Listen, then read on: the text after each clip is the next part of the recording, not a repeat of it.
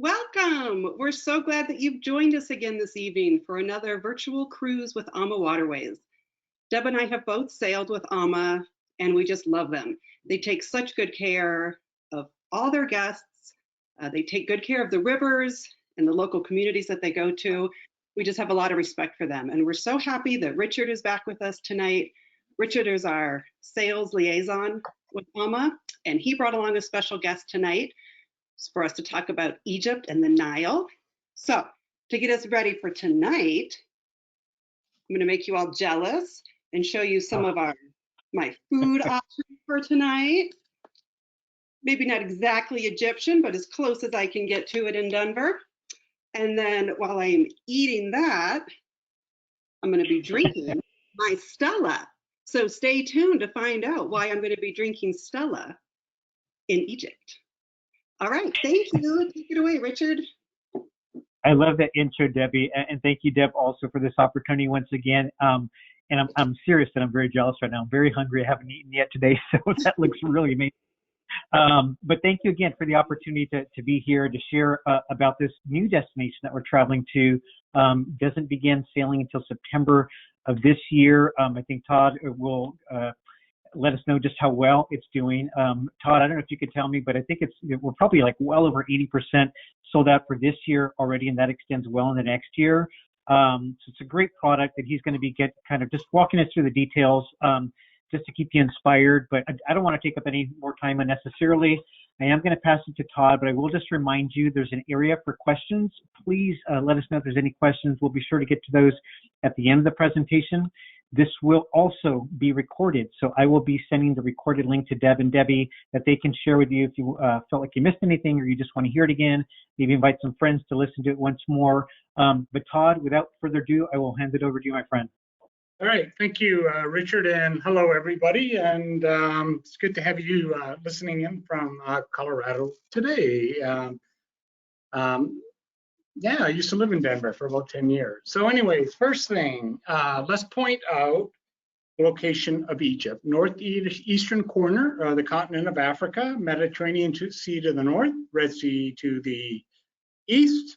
And on this map, I've got Israel, Jordan, and the UAE or Dubai on because those are extensions that you can do before and after the trip. Also on the map, kind of like just north of Sudan, you'll see a place called Abu Simbel with a plane. Just make a note of that, and we'll talk about Abu Simbel later on in the trip.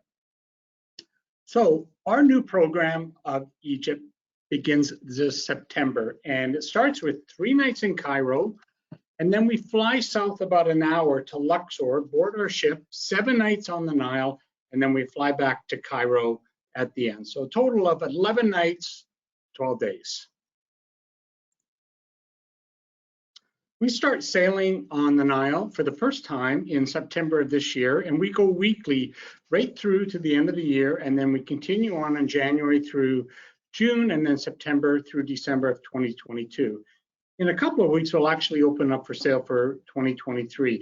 You'll notice that we don't sail during the months of July and August, and there's a reason for that, mainly because it's just too hot in Egypt at that time of year. So kind of uncomfortable. All right, so let's talk about our program. First thing, Cairo and the Nile River. So this is a picture of the center or downtown Cairo, massive city, 23 million people, kind of chaotic, kind of go, go, go, go, go. And in the middle of it all is the Nile. The Nile is actually, they say, the longest river in the world.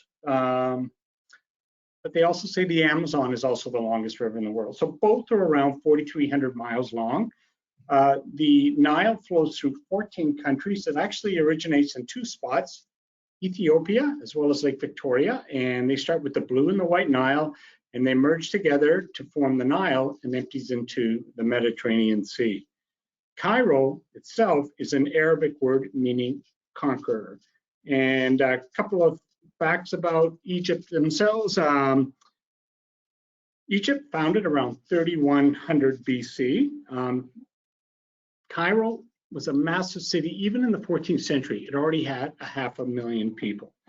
And another kind of a neat fact for Egypt, weekends are Fridays and Saturdays as opposed to our Sundays and Mondays. And it was actually the Egyptians that came up with the 365-day-a-year calendar. All right, let's talk first about our new ship, the Almadelia. And it's new, sort of, and kind of, because it's new. But the reason I say kinda is because on the Nile, you have to have a license to cruise on the Nile, and they're not issuing any new licenses. So the only way for us to get onto the Nile was to purchase a ship, and which we did about over 2 years ago, and we took it out of service immediately, and we put it into a shipyard in Cairo and was there for 2 years, and we stripped the ship right down to its hull and we rebuilt it back up. And we actually just launched it a couple of weeks ago, so it is in Cairo right now. We're getting it all ready for start cruising later this fall.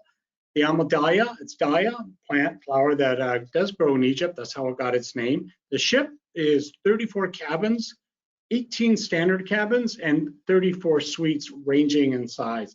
But let's go through the deck plan and kind of explain how it all works. The decks are named after plants and or flowers that do grow in Egypt. And the lowest deck is called the Acacia deck. And this is where we have our rooms with a large picture window, about 196 square feet. Good size rooms. Work your way up to the lotus deck. The purple section there, these are big rooms, 226 square feet, and you come with a French balcony. And a French balcony is basically, you have full sliding window doors, but really you can't hang out on the balcony. The balcony sticks out about a foot. So it's kind of like having the air blow in large sliding glass windows. Above that section, we have all the suites, green, turquoise, dark blue, and pink. Those are suites ranging in size from 370 up to 430 square feet, and they all come with balconies and or French balconies. Work your way up, and on the Jasmine deck, we have a what is known a fitness room. We'll also have a wellness coach on board. So in the morning or different times of the day, if you want to head up to the top deck and, I don't know, do some yoga, Pilates, just general exercise and stuff, we'll have the wellness coach on board for that. Of course, the massage room with hair and nail salon. And we also have the chef's table, and some of you may be familiar with that, where in this case, we'll have the chef come in and prepare a meal for all the guests. Actually, the chef's table holds 13 to 15 guests. And each night, 15 guests or 13 guests will be invited to the chef's table, and he'll prepare a special meal, talk about the food, the flavors, history of the food, and so on like that. So everybody will be invited at least once up into the chef's table. So 34 rooms, 68 guests on the Almadelia. And if you're traveling with friends, there are adjoining rooms in the suites. All right, first thing, let's take some pictures of the Almadelia. And this is the top deck of the Almadelia. And kind of notice that there's a lot of canopies, umbrellas. Look over to the left, you kind of see a rooftop, stuff like that. A lot of shade on the top deck. And the reason for that is Egypt is a very sunny, dry climate. And you can kind of see on the landscape with the artist rendering here that you see. And to be honest with you, the first time I was in Egypt, in Luxor, I don't know, I'd never seen anything so dry. And I was with one of our Egyptologists, and I said to Dina, gosh, when do you think the last time it rained here? And it's on a story. She goes, she just looked at me kind of weird in the face. She goes, I have no idea, maybe 17, 19 years ago. So that kind of tells you how dry Egypt is, or this down on the Nile. So bring your sun hat, bring your sunscreen, and get ready for a 7-night cruise. So also, on the upper deck, we will have an outdoor restaurant. And when you enter the Almadelia, it definitely will have a Egyptian theme and artwork and so on. And on the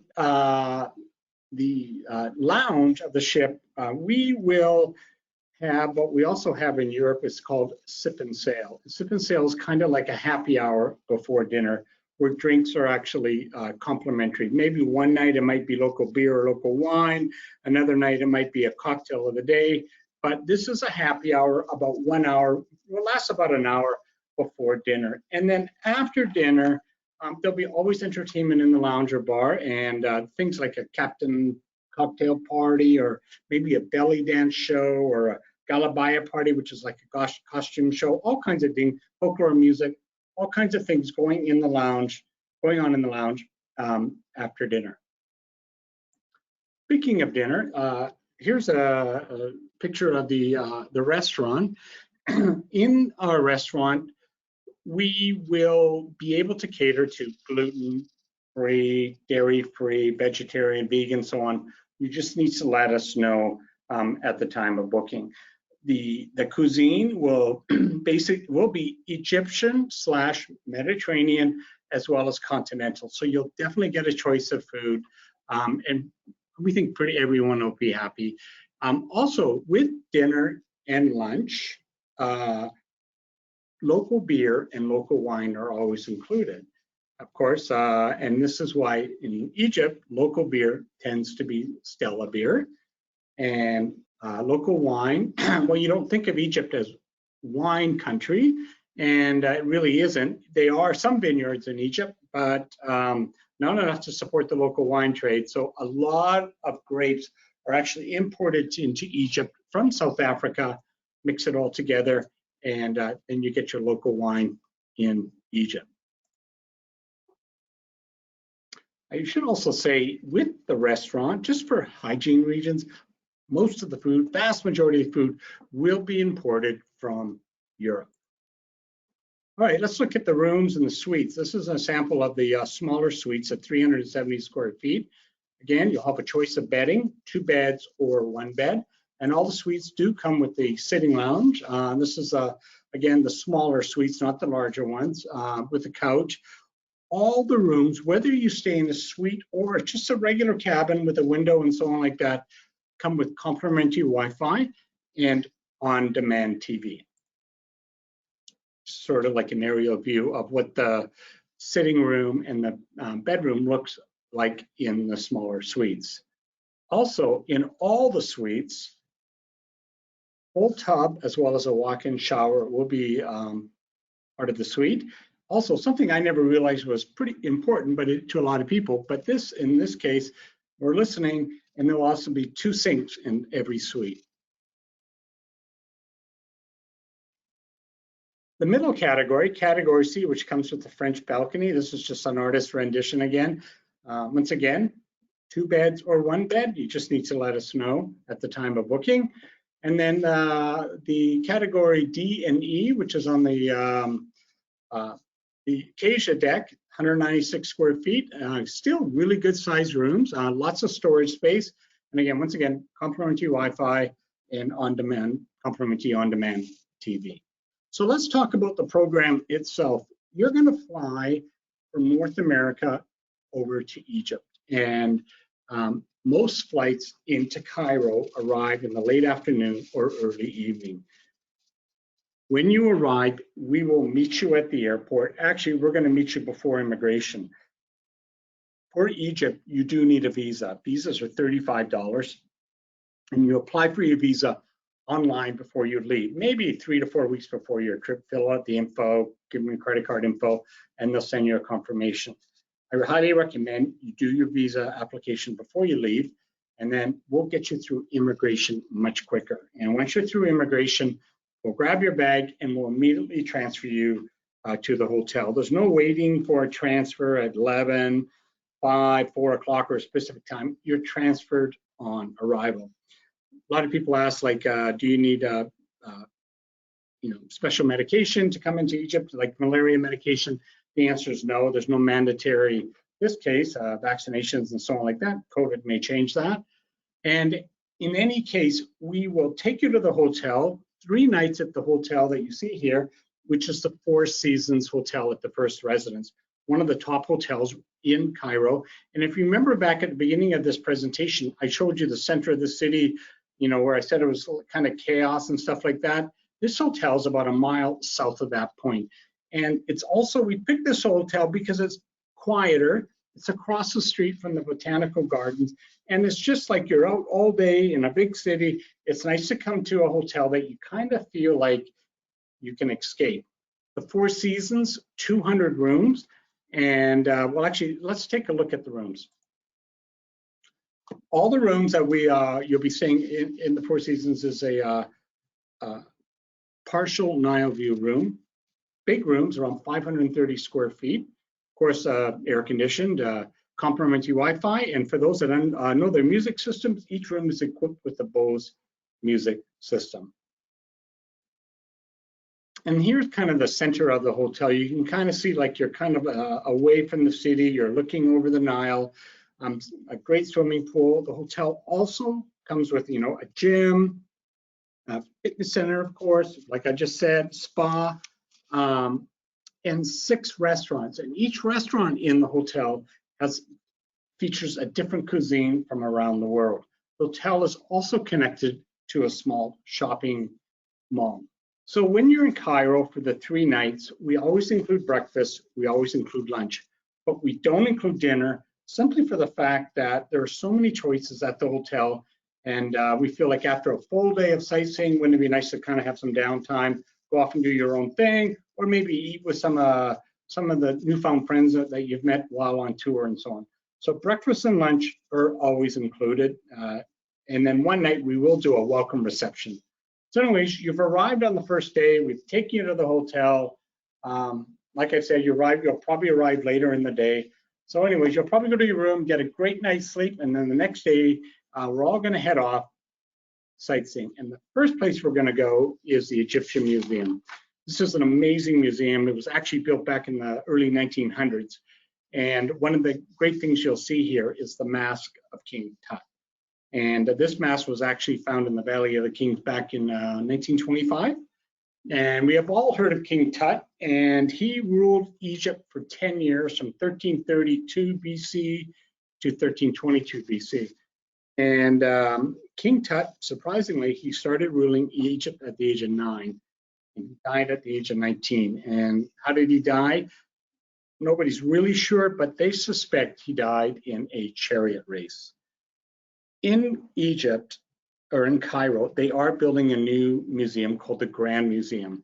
If that museum is open, we will be going to the Grand Museum. The opening has been delayed a couple of times. They're now saying it should be open by the end of this year. If we go to that museum, anything in the old museum will be transferred to the new museum, and the old museum will be closed.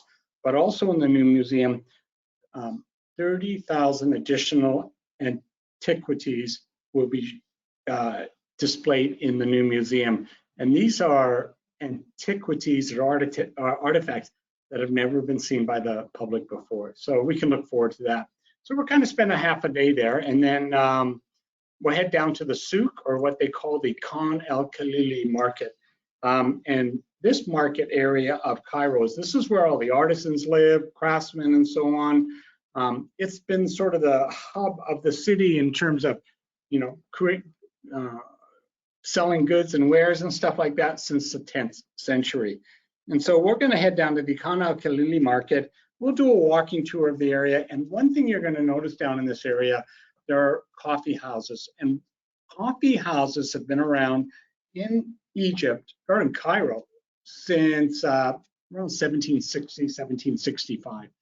So be sure to have coffee when you're in Cairo. But if you think about it, Starbucks became a big company here in North America back in the 1990s, opened up their stores, coffee houses, and it was a big thing. But Egyptians have been going to coffee houses since 1762, so it's kind of amazing.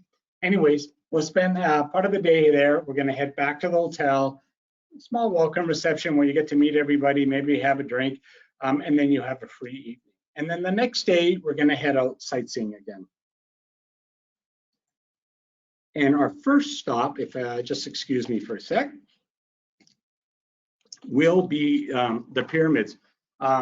Pyramids, we've all seen that. We've all seen them since as we were kids, something that, you know, everyone should probably see once in their lifetime if they can. Pyramids were the highest structure, the tallest structures in the world up until the 14th century. They were built around 2500 BC. And of course, they are the oldest of the 7 ancient wonders of the world. The blocks themselves were to build the the pyramids weigh anywhere from 1 to 2 tons, and there are 2 to 3 million blocks built for each pyramid. How do they get these blocks to this part of the world? I don't know. I mean, they transferred them down the Nile about 500 miles. They had to transport them under land. But you think about it, these big blocks that are, 10 feet high and 15 feet long, that would be a challenge for us to, transfer today. And they were doing it back in, 2600 BC, 2700 BC. Absolutely amazing. And of course, the pyramids are tombs. People do ask us, can you get inside the tombs or the pyramids? The answer is pretty much no, but sometimes they are open. I've been fortunate enough to actually be there on a day when we did get in. But even if you did want to go in, I'm not sure if you'd want to. First of all, they're going to charge you 25 bucks. And second of all, to get into the center of the tomb, it's a very claustrophobic sort of small tunnel / hallway. Sometimes you got to get on your knees and crawl on your side, and there are some stairs with no railings and stuff like that. So for the most part, people don't go inside the pyramids, but not to worry, because you will see a tomb later on in the trip. Second question is, will you be able to ride a camel? The answer is, if you want to, this is where you will do it, at the pyramids. And camels aren't even native to Egypt, but we know they're certainly iconic. So when you're at the pyramids, there'll be camels and their owners wandering around the pyramids selling camel rides for $1, and that sounds like a pretty good deal. $1 for a 10 or 15-minute ride. So you get up, you wander around the pyramid, take some pictures and stuff, and then 15 minutes rolls along, and he says $14 to get off. So in the end, $15 bucks. Maybe by the time you travel, it'll be $20. $1 on, $19 to get off. Okay, the Sphinx, again, around the pyramids, built around the same time as the pyramids. Sphinx is the head of a king, body of a lion. This Sphinx here took about 3 years to build. The head is that of King Khafre. What makes this kind of remarkable is that this carving of the Sphinx, it's all carved out of one stone. And again, you see the pyramids in the background. How long did it take to build the pyramids? They say anywhere from 10 to 30 years, but I think, first of all, it's probably more like 20 to 30 years. And they had a city of 15,000 of workers building the pyramids for that 20 to 30 years. So it's pretty amazing. So after we visit the Sphinx and the pyramid, we're going to head over to a place called the Mena House. Mena House is a pretty cool place. It's a historic, it was a hunting lodge built back in the 1860s. There's a hotel that's added onto it now, but the original structure is still there. And back in the day, in the 1860s, hunters used to come down from Egypt, or Egypt from Europe, and they would hunt hippos and crocodiles in the Nile Delta. Of course, they don't do that anymore, so we will have a beautiful lunch at the Mena House, and you've got a great view of overlooking the pyramids. And then after that, we're going to head in closer to the city, visit a church and a synagogue, and then we'll go back to the hotel for a free evening. And then the next morning, we're going to all transfer back to the Cairo airport, and we're going to take a 1-hour flight down to Luxor. The planes in Egypt, they're planes 767, 737s and stuff, Egypt Air, and we'll fly into Luxor. And when we get to Luxor, we will transfer to our ship. We have our own private dock in Luxor. You'll board the ship, check into your room, we'll have lunch on board, and then we'll head out to explore Luxor. Luxor itself is, they say it's probably the world's greatest outdoor museum, ancient capital of Egypt, and this was the place to be back in the day with ancient Egypt. And our first day in Luxor, we'll head out to the Luxor Temple. This temple, built back around 1400 BC by King Ramses. And let's talk about how this all works in Egypt. If you remember, I said the ship, our Almadelia, holds 68 guests. The guests, you're broken up into groups of 3. So each group of 20 to 23 people, and you're assigned your own Egyptologist for the whole trip. And the Egyptologist will travel with you from Cairo all the way through the trip and back to Cairo at the end 12 days later. We'll also have an AMA tour director or cruise director that also travels with the whole group from Cairo onto our ship and back. So you're definitely well taken care of. Egyptologists, they're they're university educated. They have to have a special license. They're great guides. This is where you're going to learn it all. And the groups are small, always your 20 to 23 guests, and you'll always have headphones. In terms of how long the walking tours are of the temples, and anywhere from 1 hour to 2 hours. And if you have any mobility issues, that does come up. All I can say at this point is the temples are the way they were back in 2500 BC, 1500 BC. They haven't been upgraded for, with ramps, handrails, seating, and stuff like that.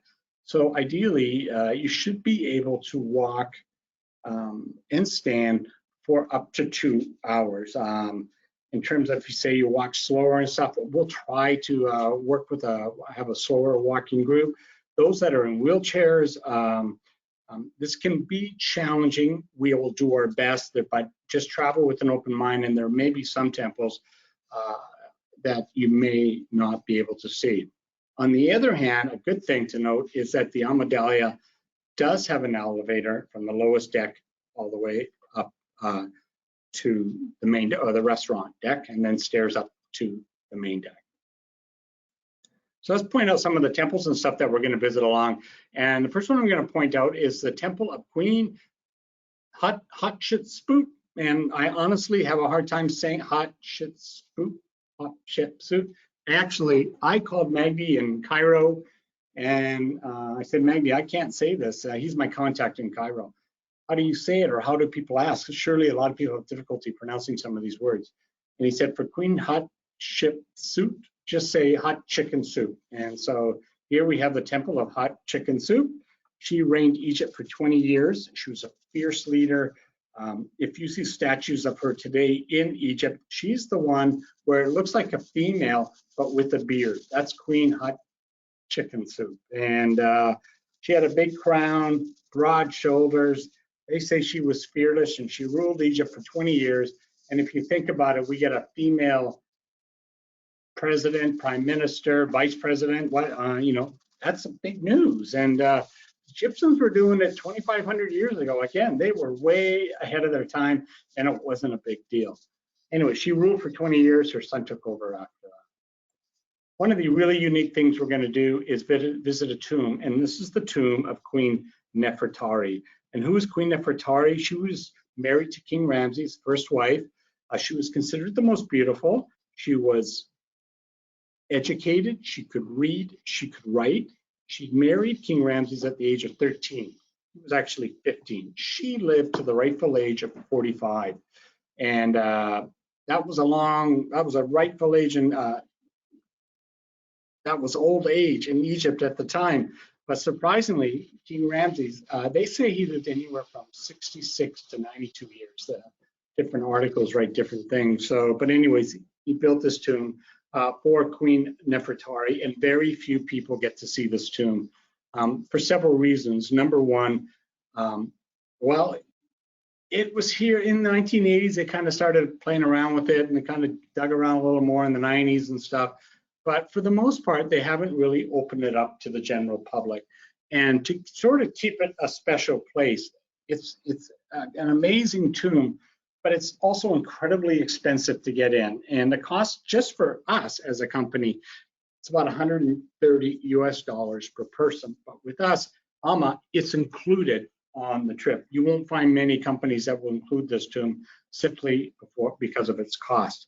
But the tomb itself is spectacular. It's 5,500 square feet, incredibly colorful. And when you walk to Queen Nefertari's tomb, you'll find little stories, little poems that King Ramses wrote to Queen Nefertari. So this is really a special visit.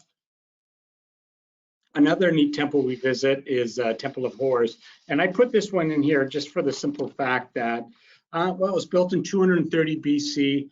Founded around 1860, and it was founded by a French archaeologist, not really looking for anything, but he was in the area, he was kind of digging around, he came across something hard, kind of simplifying it, and he kept digging, and he found this temple. But what he was digging through was a massive sand dune. So this thing was completely covered by a sand dune. They didn't know there was a tomb below it, and this is why it's considered one of the best preserved tombs in Egypt.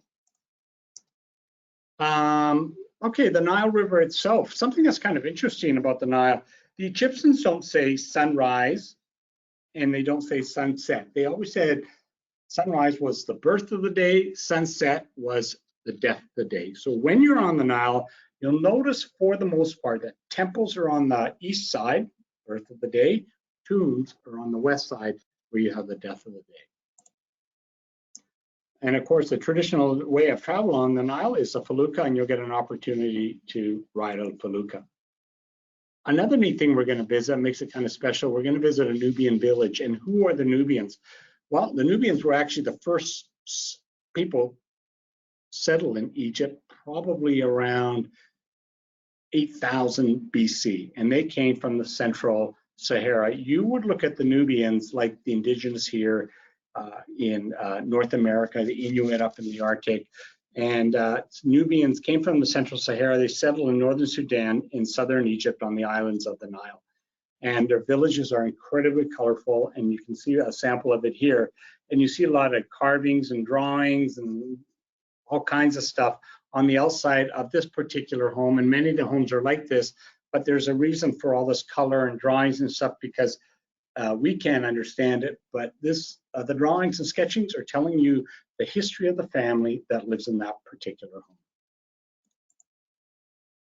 Typical picture of the Nubians, and when we visit the Nubian village, we will walk around the village, and take a walking tour and stuff. We'll visit the marketplace and so on. Other companies do that too. They visit Nubian villages and stuff along the way, but you're there. They visit for, I don't know, 40 minutes, and then you're back to the ship. We're actually going to take it one step further, where we'll do a walking tour of the village, visit this market and so on, but we'll stay longer and we'll have lunch with the Nubians in their village. Another interesting thing on the way here, this is Abu Simbel. Abu Simbel is about 200 miles south of our most southern port of Aswan, and the only way to get to Abu Simbel is to fly.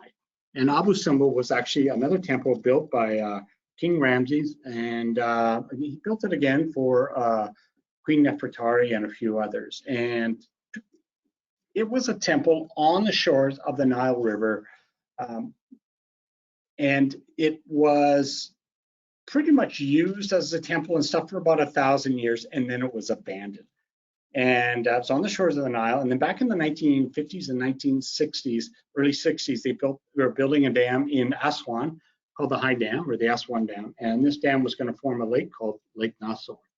And this lake would cover Abu Simbel. So rather than losing this temple to history, they decided to take Abu Simbel apart brick by brick by brick, move it up the hill, and rebuild it again. And what's really remarkable about this temple is that on the February 21st and October 21st of each year, when the first sun rays come over the horizon, or the birth of the day, they'll shine directly through that doorway onto a statue of King Ramses. And why is February 22nd and October 22nd, why those days? February 21st was King Ramses' birthday. October 21st, that was his coronation. And so this is an optional trip. It costs anywhere from $325 to $345 to see. And this is really a special place. And most companies do offer it as an optional.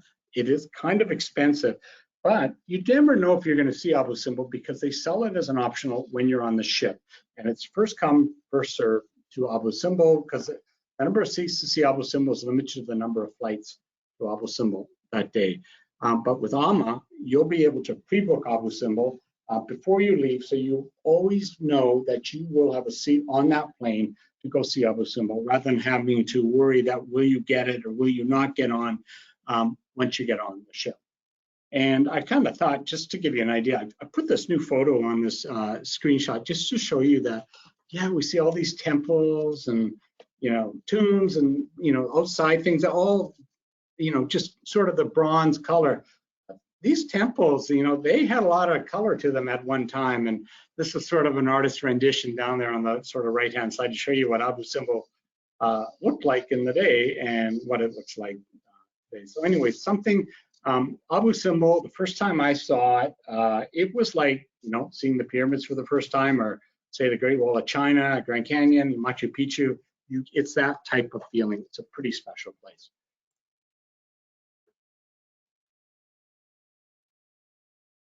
Another temple, Komombo, about 30 miles north of Aswan, we'll visit, built around 330 BC.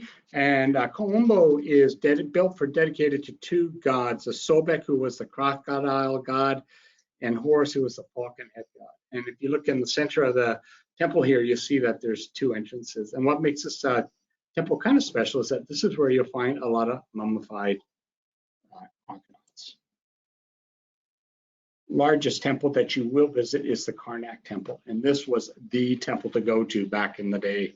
This is the largest religious outdoor structure in the world, and you can just look at by the columns how massive the structure was. So 250 acres, and of all the walking tours you'll do with your Egyptologist, this will probably be the longest one at about 2 hours.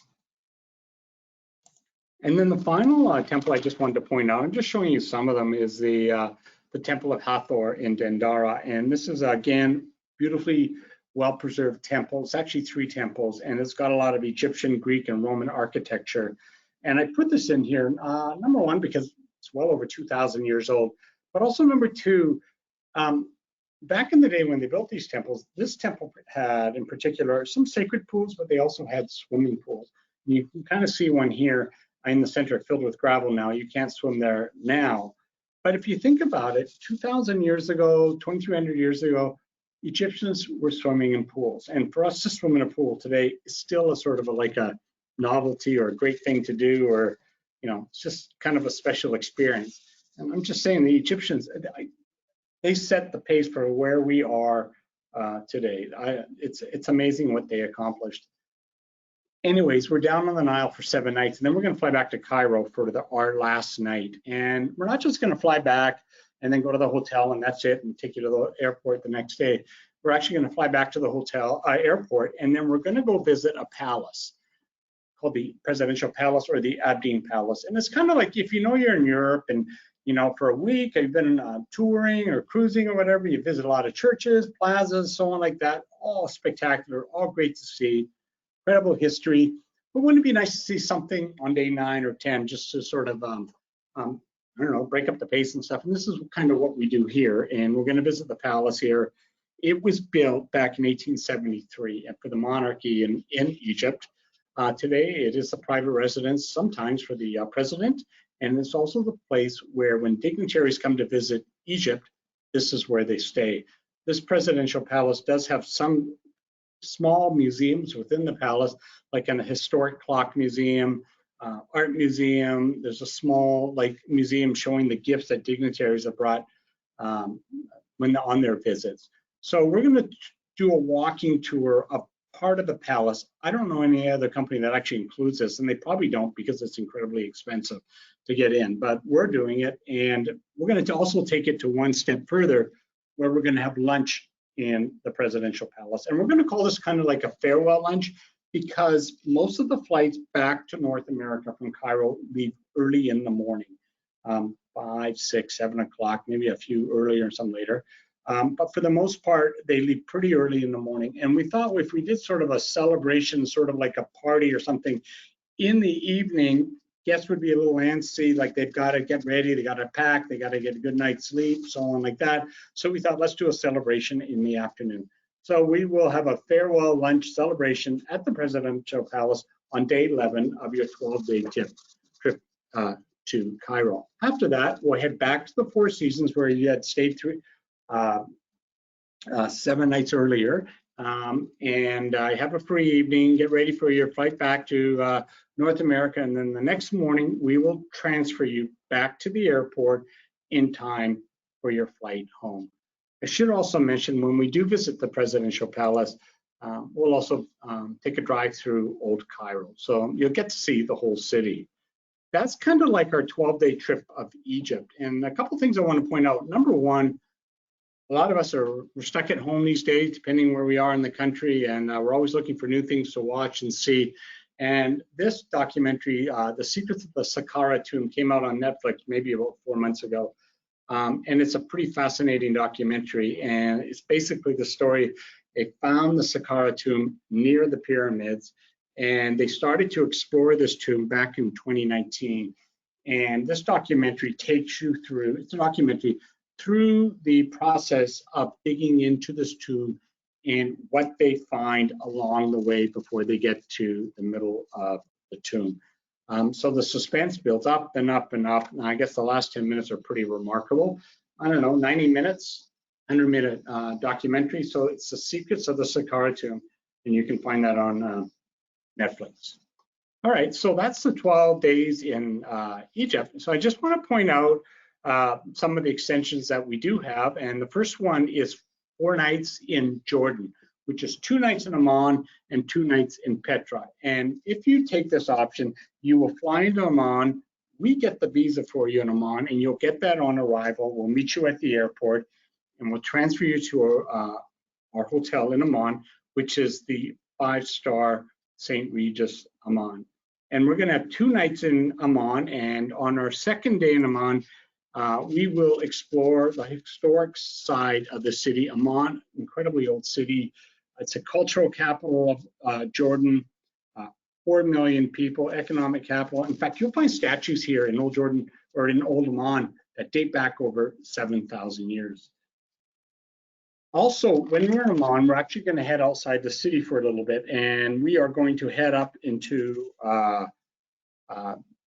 Jerash. Jerash is north of Amman, probably founded around the 2nd century. Amman itself is probably over probably almost 8,000 years old. Jerash founded around the 2nd century, and it's kind of got a Roman Greco type architecture. You can kind of see the Roman Colosseum there, settled back in the 2nd century. And so we'll tour this part of Jerash, and then we'll actually visit a restaurant, kind of a castle-like historic restaurant near Jerash for lunch, and then we'll head back to Amman for the evening. And then the next day, we're going to transfer down as a group down to Petra. It takes about 4 hours to get down to Petra, but we'll make a couple stops along the way. And Petra itself, this is a picture of the treasury. I guess, you know, became famous in that movie Indiana Jones and the Last Crusade. But Petra itself was a thriving city, probably founded around the 5000 BC, thrived and up until the 2nd century. It was probably a city of anywhere from 30 to 50,000 people, 800 structures of tombs and temples and treasury and so on like that. But in the 2nd century, earthquake, trade and change in trading routes, and drought forced them to abandon Petra. And the drought it was amazing that there are mountains that surround Petra, and in the winter they get a lot of snow. And they managed to build these canals or conduits from the mountains to bring the melting snow down into the city for Petra, and that is how it thrived for so many years, because of that constant source of water. But then it all dried up.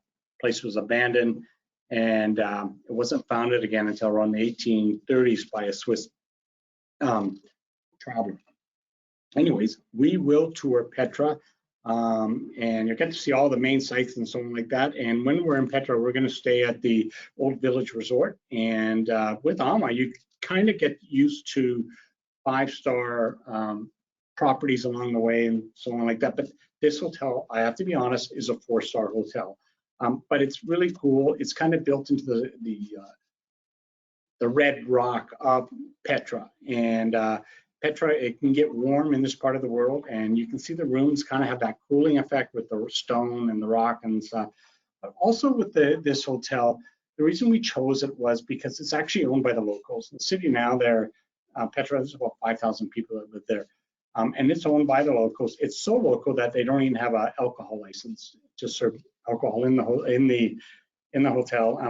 Alcohol in this part of the world tends to be taboo, but because it's owned by the locals, we feel like we're supporting the local community, and by you staying there, you're also supporting the local community. So it's just a little bit of a change, and if you actually go onto TripAdvisor or something, you'll find this hotel as a #1 rated resort or hotel in Petra.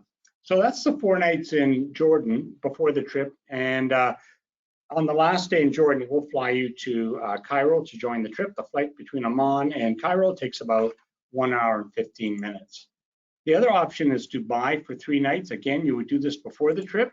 And Dubai, crazy city, magnificent city, cheesy city, you name it, it's got it. City that was built out of nothing on the Persian Gulf into something. And it's kind of a place that I guess we all want to see at least once. And you can look at the architecture. It's kind of amazing. It's over the top sometimes. Still, it's a wonder to be seen. And when we're in Dubai, we will stay at the JW Marriott Marquis, and you can just kind of look. Even the architecture of the JW Marriott is kind of, kind of crazy. Rooms are deluxe rooms, and you can see what the rooms look like. So when we're in Dubai, we will do a city tour of the old area on the waterfront and stuff like that. And I'm going to tell you a little story that the first time I was in Dubai was in the month of July. We don't go to Dubai in July, but it was incredibly hot, 115 degrees, and we're exploring the city, looking for neat things to do for our guests and stuff. And I said to our guide there, I said, gosh, I just can't take this heat. This is way too much. It was late morning. I said, we've got to get out of here. And he goes, let's go to the mall. And I said, I don't know, a mall? I can do a mall at home. I can go to the Cherry Creek Mall in Denver. But he said, no, this mall's a little different. So I says, okay. And so we went to the mall and we walked in, and to the left was this big ski hill inside a shopping mall. And growing up on the west coast of Canada, I was a big skier, and I still am actually. And I said, let's stop what we're doing. And so we actually skied for the next 3 hours in a shopping mall when it was 115 degrees outside in Dubai. So that's when I kind of tell you the city's kind of over the top. But we'll also do a desert tour. We'll head out into the sand dunes for a sand dune tour, and we'll have dinner out there just outside Dubai in the desert outside. And on another day, we're going to head down to Abu Dhabi, and which is about 80 miles southwest of Dubai, another great city. We'll tour the city, and we'll also visit the Zayed Grand Mosque. Beautiful mosque, but it's not old. It was built in the 1980s. And we are in Abu Dhabi on a Thursday, but if you were there on a Friday, you would be in this mosque along with 40,000 other worshipers. So 3 nights in Dubai or 4 nights in Jordan, you can do before the trip. And then finally, Israel, 4 nights at the end. And the way it works for Israel is at the end of Cairo, we'll fly to Tel Aviv. Takes about 90 minutes. It's a nonstop flight. We'll tour Old Tel Aviv, the historic Jaffa section, and then drive up to Jerusalem for 4 nights. And Jerusalem is about an hour outside of Tel Aviv. And this 4 nights in Jerusalem, it's not like if Christianity is really important to you, history and so on like that, you're going to go to Israel for 10 days, maybe 2 weeks. If you're Jewish, you want to explore your ancestry, and it's a big part of your life. You're going to go to Israel for, again, 10 days, maybe 2 weeks. What we're trying to do is just touch on little things that the best of Jerusalem has to offer. So it's things like, yeah, we'll visit Bethlehem, we'll visit the Jewish quarter, the tomb of King David. We even visit the local market where the locals go to buy their, fruits and vegetables and wares and stuff like that. So we're kind of getting a flavor of everything the city has to offer. And when we're there for 4 nights, we're going to stay at the Waldorf Astoria, which is again another 5-star in central Jerusalem. So also, like I said, we're touching on things in Jerusalem. And then on one of the days, we're actually head out of Jerusalem, and we're going to visit a place called Masada. And Masada is a Hebrew word meaning strong foundation or fortress built around 30 BC. And it was the final site of the first Jewish-Roman war. And to be honest with you, this is where, you know, if you lived in Jerusalem and down on the coast, this is where the elite would escape to. And if you look on the left-hand side, you know, when they want to get away from it all, like lifestyle of the rich and famous, I guess. But look on the left-hand side of Masada, you kind of see a black thing sticking out there. That's actually the cable car. And that's the cable car that will take you to the top of Masada, where we'll do a walking tour of the fortress. And then look over to the left-hand side, you kind of see some water down there. That's the Dead Sea. And Dead Sea is pretty famous for a lot of things, including it's the lowest elevation anywhere in the world, about 14 to 1600 feet below sea level. It ranges because the Dead Sea moves up and down depending on the season. It's higher up, more rain in the winter, it's higher. What makes the Dead Sea so kind of famous is it's for its salinity. And it's a place where you can get into the Dead Sea and you don't sink because there's so much salt in the water. So we'll head from Masada down to the Dead Sea. We're going to actually stop at a resort. We'll have lunch at the resort included, and those that want to get in the water can take a dip. And that's not me floating in the water. Those that don't want to get in the water, you can just join the enjoy the atmosphere of the resort. Someone may want to get a facial or a massage. You know, we all hear about Dead Sea salt, Dead Sea mud for facial, stuff like that. So anyways, we'll spend a good, you know, half a day down on the resort on the Dead Sea, and then we'll head back to Jerusalem. And the next day, we're going to transfer you back to Tel Aviv in time for your flight back to North America. And that's my presentation. I'm hoping I wasn't too long, but Richard, are you there? I am here, Todd. No, I think that was excellent, Todd. Thank you for a wonderful overview on this amazing destination. I don't see any questions that have come in right now, but Deb and Debbie, do either of you have any questions or anything you'd like Todd to expand on? Oh, I think you're on mute, Deb. Yeah. I don't have any questions. Debbie, do you have any questions? No, I don't. Todd, I cannot thank you enough for this presentation. Egypt has been on my list. You know, I'd like to go. I knew that I would have to do some sort of organized trip, and I'm ready to book my Amma trip. This trip, the itinerary just sounds amazing. I can't get over it. I love that Amma supports the local community, not just on this Egypt itinerary, but on all of the itineraries that you do. And that's one of the reasons that Debbie and I love partnering with Amma. So I guess I just want to thank everybody for joining us tonight. And if you want more information about the Egypt trip or any of the other itineraries that Amma does, they're all amazing. Please reach out to Debbie or me. I think that everyone has our contact information, but it's premiertravelplanners.com, and I think that you have our emails. So the ship was gorgeous. Everything just looked amazing. I can't wait to see it for myself. Right. Go ahead, Todd. I can tell you, Deb, just because of what you were saying, and it's a great place to go and stuff like that. Just my career has been in product development, and we were talking earlier about, you know, different things that I've done and stuff. And because of my job, designing product, traveling and stuff like that, and you're supposed to say you don't. I read this once. You don't say this, but I'm going to say it. So I've been to 88 countries just because of my job, and I honestly, all that to me is economy class seating, jet lag, and all kinds of different things. So it may sound like a lot, but there's a lot more to it. But of those 88 countries, I can honestly tell you that Egypt is in the top 3. So of places that I've been. It's something that as a kid, you know, you've all seen pyramids, Cleopatra, stuff like that.